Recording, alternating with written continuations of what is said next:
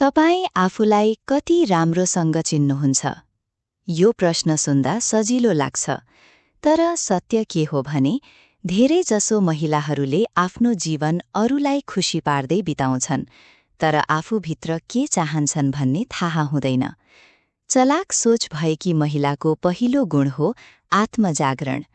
आफूलाई थाहा हुनु, आफ्नो स्ट्रेन्थ्स थाहा हुनु, आफ्नो ट्रिगर्स थाहा हुनु र सबैभन्दा महत्त्वपूर्ण आफ्नो कोर भ्याल्युज थाहा हुनु। जब तपाईँ आफूलाई चिन्नुहुन्छ, तपाईले अरूको रायबाट डराउनु पर्दैन, किनभने तपाईलाई आफ्नो जवाफ थाहा छ। आजको भिडियोमा हामी यस्तै 10 कुराहरू बुझ्नेछौँ जसले साँच्चै खुसी रहने महिलाहरूलाई अरूभन्दा फरक बनाउँछ। के तपाईले कहिल्यै यस्तो फिल गर्नुभएको छ?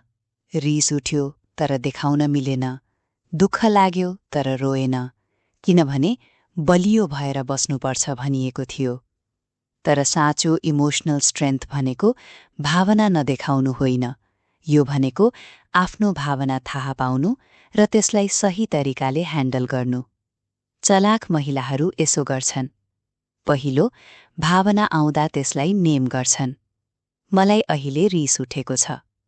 दोस्रो, त्यो भावना किन आयो त्यो बुझ्छन्। तेस्रो, रियाक्सन गर्नु अघि एकपटक गहिरो सास फेर्छन्। यो साना गर्छिन् जस्तो लाग्छ, तर यसले तपाईको सम्बन्ध, निर्णय र मानसिक शान्ति सबै बदल्दिन्छ। के तपाईले रातभर एउटै कुरा सोच्नु भएको छ? एउटा मेसेज पठाउने कि नपठाउने, एउटा निर्णय लिने कि नलिने? ओभर थिङ्किङ यो सबैभन्दा बढी महिलाहरूलाई अफेक्ट गर्ने मानसिक बानी हो, र यसलाई रोक्ने एउटा सिम्पल मेथड छ, 5 सेकेन्ड रुल। जब तपाईले महसुस गर्नुहुन्छ कि दिमाग लूपमा फस्यो, 5, 4, 3, 2, 1 काउन्ट गर्नुहोस् र इमिडिएटली एउटा फिजिकल एक्सन लिनुहोस्। उठ्नुहोस्, हिँड्नुहोस्, पानी खानुहोस्, वा तुरुन्त त्यो डिसिजन लिनुहोस् जसको बारेमा सोचिरहनु भएको थियो। किनभने ओभर थिङ्किङले कुनै पनि समस्या सल्भ गर्दैन, त्यसले प्रब्लम्स मात्र ठूला बनाउँछ। चलाक महिलाले जान्छिन् पर्फेक्ट टाइम भन्ने कुरा आउँदैन, अब नै सही समय हो। होइन, यो 2 अक्षरको शब्द, तर धेरै महिलाहरूलाई यो भन्न किन यति गाह्रो छ? किनभने हामीलाई सिकाइयो, राम्री केटीले सबैको कुरा मान्छिन्, अरूलाई दुःख दिनु हुँदैन।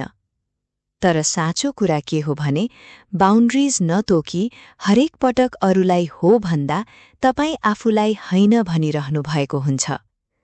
समझदार महिलाले यो बुझ्छिन्, बाउन्ड्री तोक्नु सेल्फिश हुनु होइन, यो सेल्फ रिस्पेक्ट हो। मलाई आज समय छैन, यो मेरो लागि कम्फर्टेबल छैन, म सोचेर बताउँछु। यी वाक्यहरू विनम्र छन्, तर क्लियर पनि छन्, र यसका लागि कुनै एक्सप्लेनेसन दिनु पर्दैन। तपाईको टाइम र एनर्जी तपाईको सबैभन्दा भ्यालुएबल रिसोर्स हुन्। निर्णय लिनु गाह्रो किन हुन्छ? किनभने हामी गलत हुन डराउँछौं। तर चलाक महिलाले थाहा पाएकी छन्, गलत निर्णय पनि राइट डिरेक्सनमा लैजान्छ, किनभने त्यसबाट सिकिन्छ। स्मार्ट डिसिजन मेकिङको फर्मुला सरल छ। स्टेप 1, आफूलाई सोध्नुहोस्, यो निर्णयले 5 वर्षपछि के इम्प्याक्ट गर्छ? स्टेप 2, आफ्नो गट फिलिङ सुन्नुहोस्, इन्फर्मेसनसँगै। स्टेप 3, निर्णय लिनुहोस् र त्यसलाई फुल्ली ओन गर्नुहोस्। रिग्रेट तब आउँछ जब हामी अरूको कारण निर्णय गर्छौं। आफ्नो मनबाट गरिएको निर्णयमा रिग्रेट कम हुन्छ, भले परिणाम जस्तो सुकै होस्। खुशी यो बाहिरबाट आउँदैन, न त नयाँ जबबाट, न राम्रो रिलेसनशिपबाट, न अरूको अप्रुभलबाट। खुशी भित्रबाट सुरु हुन्छ, र यसको नाम हो इनर पीस। इनर पीसको लागि एउटा कुरा गर्नुपर्छ, जो भइसक्यो त्यसलाई जान दिनुस्। त्यो पुरानो हर्ट, त्यो अधुरो रिलेसनशिप, त्यो गलत भएको निर्णय। लेटिङ गो भनेको भुल्नु होइन, यो भएको त्यो कुरालाई तपाईको वर्तमान खुशी चोर्न नदिनु।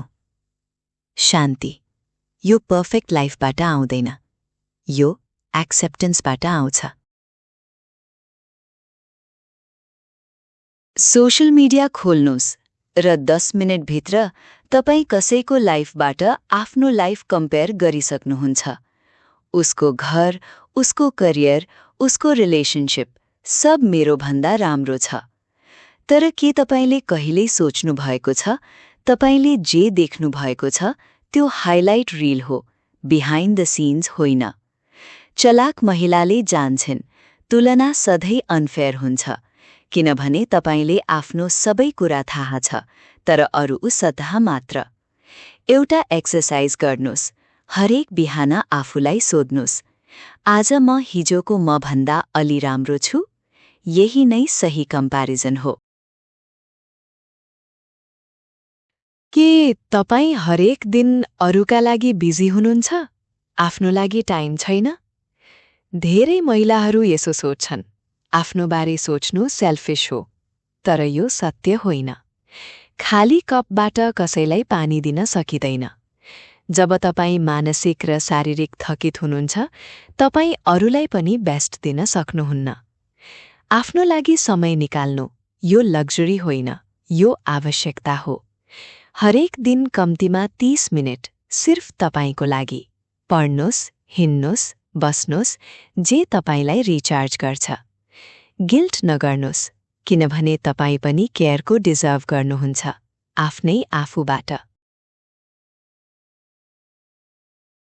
असफलता, यो शब्द सुन्दा के महसुस हुन्छ? शर्म, डर, मैले गलत गरे? तर साँचो कुरा के हो भने जसले कहिल्यै असफलता देखेको छैन, उसले कहिल्यै साहस गरेको छैन। चलाक महिलाले भिन्न तरिकाले सोच्छ। उनीहरूले असफलतालाई म असफल भए भनेर सोच्दैनन्, उनीहरूले सोच्छन् यसले मलाई के सिकायो। हरेक गलत निर्णय एउटा पाठ, हरेक बन्द ढोला एउटा अवसर, हरेक नभएको कुरा तपाईलाई सही कुरातिर ल्याउने बाटो। तपाईको पुरानो पराजय तपाईको कमजोरी होइनन्, ती तपाईको शक्तिको स्रोत हुन्। अन्तिम र सबैभन्दा महत्त्वपूर्ण कुरा, खुशी। यो कुनै गन्तव्य होइन, यो एउटा तरिका हो बाँच्ने। र त्यो तरिका सुरु हुन्छ आफ्नै उद्देश्य फिक्स गर्नबाट। अरूलाई तपाईको सफलता फिक्स गर्न नदिनुस्, समाजले तपाईको खुशी डिफाइन गर्न नदिनुस्। आफूलाई सोध्नुस्, म कस्तो जीवन बाँच्न चाहन्छु? मेरो लागि मिनिङफुल के हो? र त्यो जवाफ त्यो तपाईको दिशा हो। यस भिडियोमा हामीले जे सिक्यौं, सचेतनता, सीमा, भावनात्मक शक्ति, आन्तरिक शान्ति, यी सबैको अन्तिम लक्ष्य हो तपाई प्रामाणिक रूपमा आफ्नो शर्तहरूमा खुशी हुनुस्। यो भिडियो मन पर्यो भने त्यो एउटी महिलालाई शेयर गर्नुस् जसलाई यो सुन्न जरुरी छ। सब्स्क्राइब गर्नुस्, हरेक हफ्ता यस्तै प्र्याक्टिकल कन्टेन्ट आउँछ।